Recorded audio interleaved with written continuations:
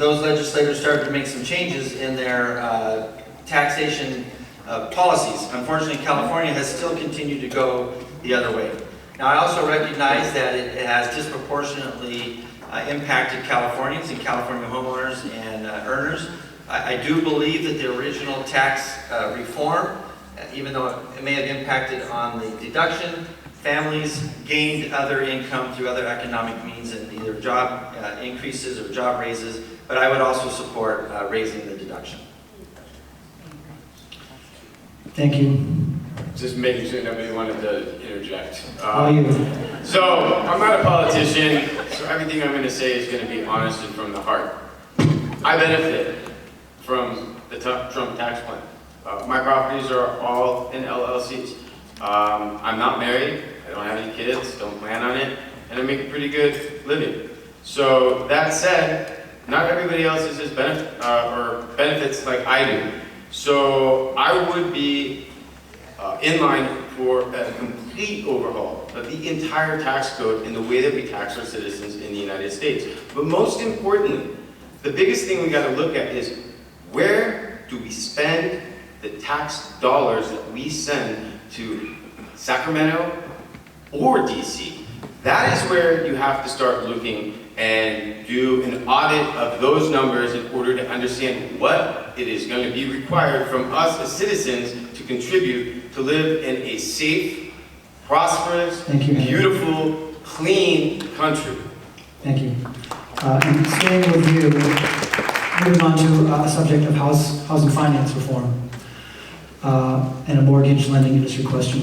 Fannie Mae and Freddie Mac fell under federal conservatorship in 2008. How should they be reformed? Should these government-sponsored enterprises be regulated like public utilities?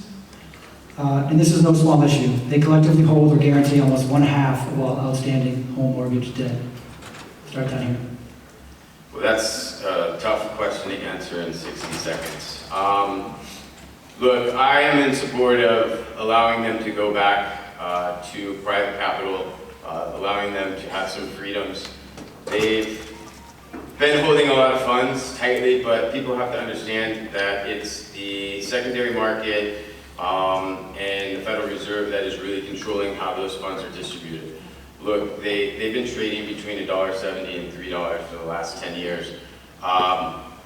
Again, it's a loaded question. There's a lot more in the weeds. If you want to get wonky, we can sit down and have a 30-minute conversation about this, but to answer that question in 60 seconds is disingenuous. You did it in 40. Nice job. Senator, your turn. Well, I think it goes back to one of the #1 rules of economics. As soon as the government involves itself in an economic transaction, it falls apart. Healthcare, higher education in the United States, and debt, college debt for students. All of these are issues because the federal government has intervened with the free market.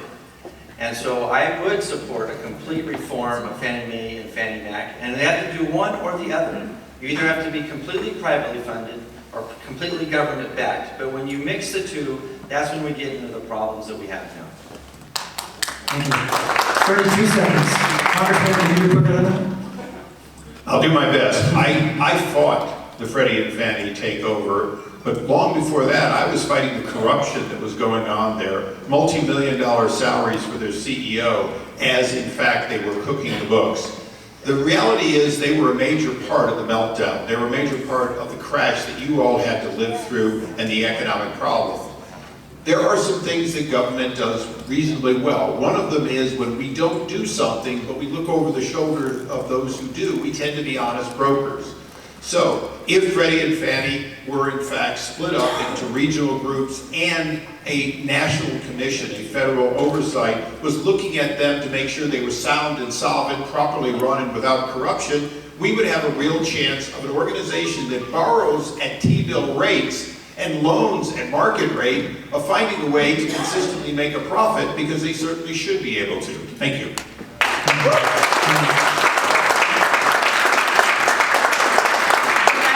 For FHA and the other loans, the Fannie Mae and so on, there's a level of support that will be based upon agency integration and costs. having smaller government while creating programs and services that meets the needs of the consumer. Conceptually, I would support private partnerships, public-private partnerships, the impact of secondary markets, and ensuring that the long-term financial stability and availability to consumers is the primary reason for having these government agencies. We also need to look at the expense of the government agencies.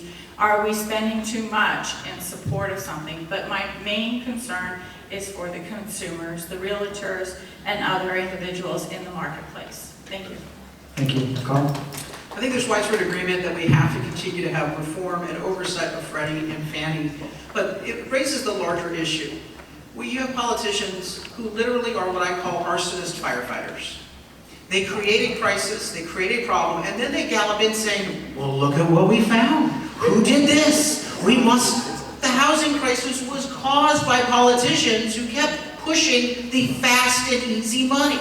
People who should never have been able to purchase the homes that they were in, and you were setting them up to dash their hopes and destroy their finances for decades. And so whether it's the housing crisis, whether it's the healthcare crisis where we impose regulations on healthcare providers and see the costs go through the roof and we say, why is it not affordable to have a medical procedure? Or opioids. In the 1990s, the federal government said we're going to judge and grade physicians on pain management. And so the physicians were trying to hit those performance metrics and they started prescribing a bunch of things. And lo and behold, we have an opioid crisis in this country. And now the politicians are saying, arsonist firefighter time, I'm going to gallop in and solve it. So yes, we need reform, but we need to, as Brian Jones pointed out, deal with the mentality of the failure of government intrusion. Yeah, so long question, but I agree with the National Association of Realtors on this. When it comes to the government sector enterprises, we need to have government chartered authorities to oversee it. There should be participation with private capital. That's as much as I could get into in 30 seconds, but that's where I stand. That was actually 12. Let me do this. Let me move on to the next question. Thank you for tackling a difficult subject with some thought. This next issue is the Equality Act. Federal fair housing laws prohibit discrimination based on race, color, religion, sex, disability, familial status, and national origin. The Equality Act would explicitly bar discrimination on the basis of sexual orientation and gender identity as well. Would you support that legislation? Why or why not? And Amar, you can go first. Yeah, absolutely. My question is, would my opponents here support it? Absolutely. I think you should not be discriminated on housing or anything else. I'm Christian. I don't want someone to deny me because I say Merry Christmas to them or something like that. So it should be, absolutely, there should be no discrimination based on your sexual orientation, your religious beliefs, or anything like that. And we should not discriminate from people based on their sexual orientation, not gender orientation. Based on for housing or anything else like that. Congressman? Do you want to take 15 seconds to reply to that? I'm not sure what that was. Yeah. Okay. He knows what I'm talking about. Carl? Well, look, it's called the golden rule. Treat others as you'd like to be treated yourself. And all too often in the partisan divide of politics, we forget the golden rule. And there's a whole lot more agreement when we start with that as our fundamental foundation. I support the Fairness for All Act, which takes into play all the non-discrimination provisions that we're trying to achieve, but says that we also need to be mindful of those with religious conviction. First Amendment protects religious freedom. And we have to start saying that if we are going to treat people with dignity and respect, it includes our faith-based communities as well. And that's how this should be done. We shouldn't be ostracizing or dividing any community. We should be coming together and saying, treat all as you would like to be treated yourself. So to be clear, you do not support the Equality Act, or you do support the Equality I Act? support fairness for all. Okay. And that's legislation that is in the Senate and the House. So that's a no, to be clear, on the Equality Act. Well, if you know about Fairness for All, are you aware of it? I am. It actually incorporates the protections of the Equality Act, but goes further to ensure that we have religious freedom and religious freedom I protections. just want to get you on the record. Thank And you. that's why both the faith-based community Thank you. and the civil rights community support Fairness for All. Helen? Thank you. First off, in the East County Magazine, I wrote an article about the Equal Rights Amendment, and I hope that you will go to that article and read about equal rights for women and men. I've been promoting equal rights for all. And one of the problems that I've been reading lately is House Bill 5, where Senator Jones is not supporting equal rights, and that hurts my heart because I'm a Christian and I believe that all people should be afforded the same opportunities across the board, regardless of religion, sexual orientation, and all the other reasons. And it's not an issue of bathrooms. It's an issue of equal rights for everyone in housing and every other thing that is covered under HB 5. And I hope that you will support that measure and support me. Thank you very much. I fought the Obama administration when, after they passed the Affordable Care Act, with all kinds of claims that they were not going to use it as a leverage against faith-based organizations, specifically churches, they did just the opposite. And it was an outright attack in which I held a hearing as chairman that included high-ranking members of the clergy. And in fact, the Democrats screamed bloody murder because they said it was wrong not to make sure that we understood that their issue was more important than the religious freedoms that our country was formed on. So the answer is, no, I'm not going to support some approach that is not a constitutional change and very clearly could then become a leverage, like Obamacare, to have an attack on faith-based organizations. Thank you.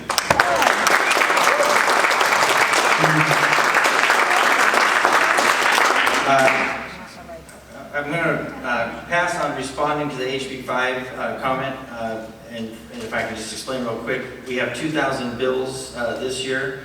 We have Senate bills, which are SBs, and Assembly bills, which are ABs, so I'm not sure what the HB is, but I'm willing to have an off-dais dialogue. How about the concept? Regarding that. Want to weigh in on the concept? Oh yeah, on the specific question I will answer. So on the Equality Act, my understanding is it's not in its final form, it's being debated.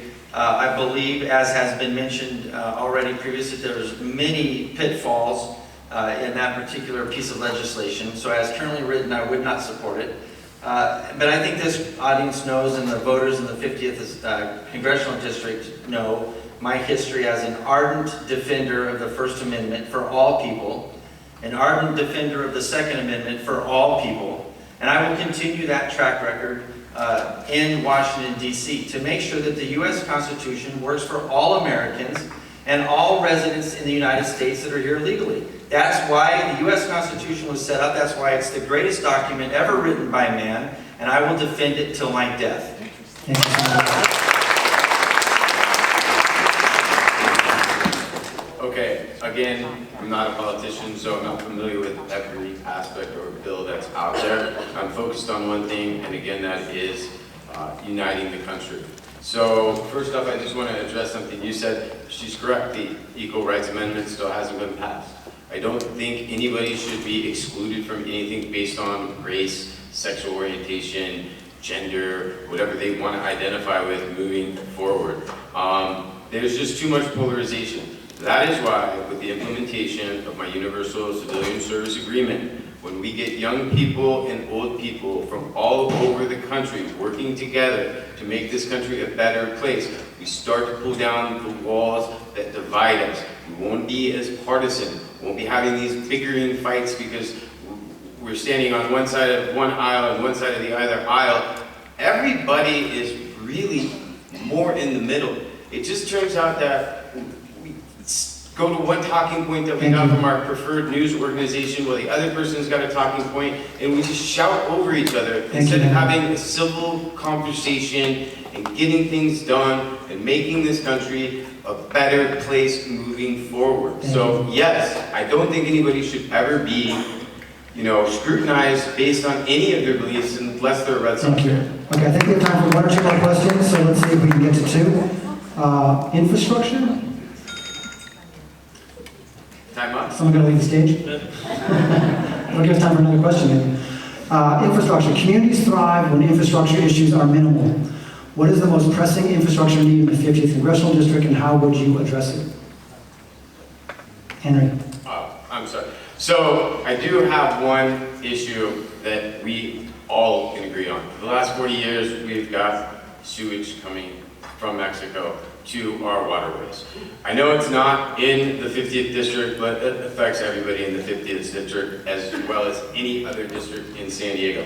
So I'll do whatever I need to do to convince the Trump administration, if they're still there, a Sanders or a Bloomberg administration, if they're still there, that we need $500 million, 4 years, and we can take care of this. We can move on. We don't have to argue about it with each other anymore. It's that simple. It's $500 billion, or $500 million, $500 million. There's $29 billion that Trump's trying to get for his border wall. I don't think it'll be too difficult to convince him that this section of his border wall will be the most impenetrable because it'll have a moat with alligators. Thank you. Senator? Well, living in the district and driving on our freeways and getting text messages from my wife at 6:30 or 7:30 in the morning as she's trying to get out of the city of Santee and go run her business. One of the top issues in the 50th Congressional District is Highway 52. If you sit on that freeway in the mornings trying to get out of East County or in the evenings trying to get back into East County, you're probably just as frustrated as I am about it. Also, Highway 78 and Highway 67 are probably run just in line with Highway 52. Those are the biggest infrastructure needs we have right now. And really, again, the government participation is limited, probably just to funding at this point in time. But there is a lot of questions about how Sandag is operating their business right now. And maybe we might need to have a federal audit on the federal dollars that are going to Sandag and make sure that there's being spent properly. And I've already called for a state audit for Sandag, so we're working on that. Congressman. Senator Jones said it in this case exactly the way it should be said. Sandag has in fact not lived up to its obligation for North County and East County, and the 50th Congressional District is particularly impacted. When you get to the 1578, you see it. When you saw how many extra years it took to complete the 76, because not once but twice they went ahead and ran out of money, even though they had told the voters that project would be done with the money they voted. You know, voters have been voting extra taxes on themselves and then being betrayed by the very programs they're promised not getting done. So for people living in East County, North County agrees with you. For people living in North County, trust me, East County feels the same pain. Thank you.